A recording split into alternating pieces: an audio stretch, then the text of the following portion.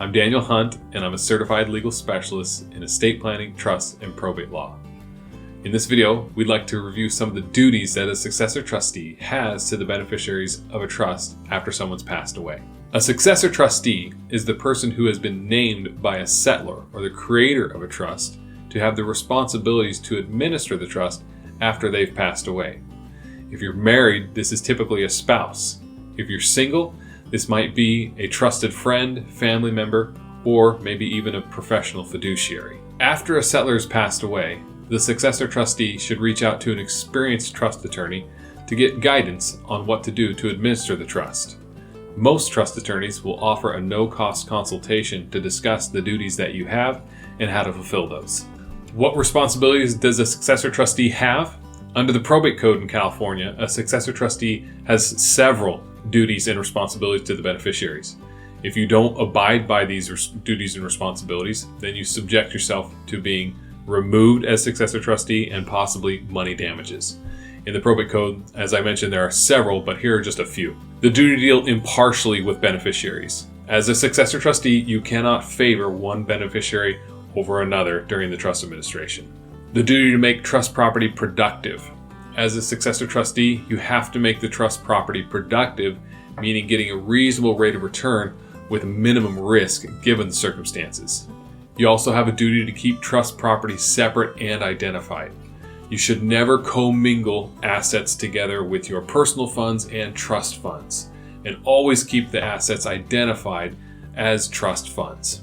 These are just a few of the examples of the duties that a successor trustee has to the beneficiaries of a trust. As we've mentioned, you should always follow the direction of an experienced trust attorney so that you can avoid running into litigation with beneficiaries. Our firm has had to pick up the pieces of many broken trust administrations due to incompetent counsel that was provided to a trustee. What steps are included in a trust administration? While trust administrations vary, these are some of the most common steps that are needed to be taken in order to properly administer a trust.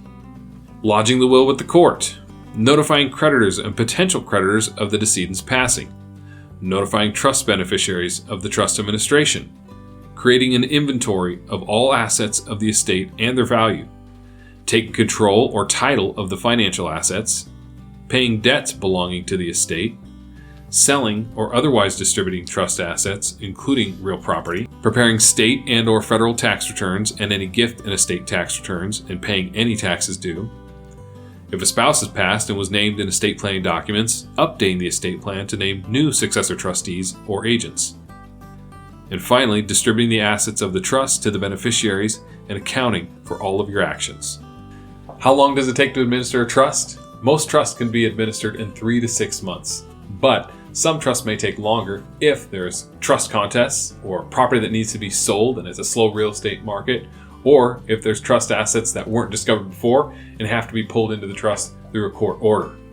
We hope that you found this video informative with regard to the duties that you have as a successor trustee. If you have any questions, we urge you to contact us through our website, dhtrustlaw.com, or our phone, 916-488-9788. Thanks. We hope you found this video helpful, and if you'd like more information on estate planning or our law firm, you can check us out on Facebook, Twitter, or our website that are listed below. If you'd like to contact us, you can do so at 916-488-9788 or at our email info@dhtrustlaw.com. Thanks.